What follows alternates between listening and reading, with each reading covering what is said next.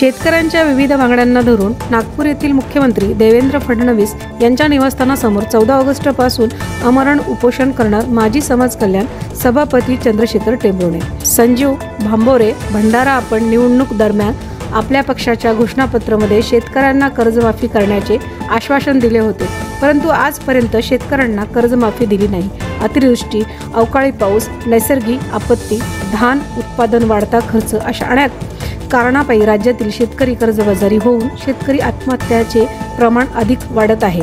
विधानमंडळाच्या सन 2024च्या हिवाळी अधिवेशनात नोंदणीकृत शेतकऱ्यांनी धान विक्री केली असो किंवा नसो अशा धान उत्पादकांना हेक्टरी 20,000 याप्रमाणे प्रोत्साहनपर राशी बोनस देण्याची घोषणा केली होती व दिनांक 25 मार्च 2025 रोजी प्रोत्साहनपर राशी देण्याबाबतचे पत्रक सुद्धा काढण्यात आले, परंतु अजूनपर्यंत नोंदणीकृत शेतकऱ्यांना बोनसचे पैसे देण्यात आले नाही। बोनसचे पैसे तत्काळ नोंदणीकृत शेतकऱ्यांच्या खात्यावर जमा करण्यात यावे या प्रमुख मागणीसह खालील मागण्यांना घेऊन मुख्यमंत्री देवेंद्र फडणवीस यांच्या नागपूर येथील निवासस्थानासमोर 14 ऑगस्ट 2025 पासून धान उत्पादन शेतकऱ्यांचे आमरण उपोषण आंदोलन सुरू करण्यात येईल। यात प्रमुख मागण्यांमध्ये शेतकऱ्यांना संपूर्ण कर्जमाफी देण्यात यावी, नागपूर हिवाळी अधिवेशनात केलेल्या घोषणाप्रमाणे धान उत्पादन नोंदणीकृत शेतकऱ्यांना तत्काळ बोनस देण्यात यावे, उन्हाळी धानाचे चुकारे देण्यात यावे व धान खरेदीची मुदत वाढवण्यात यावी याबाबतचे निवेदन माजी समाज कल्याण सभापती चंद्रशेखर टेंभुर्णे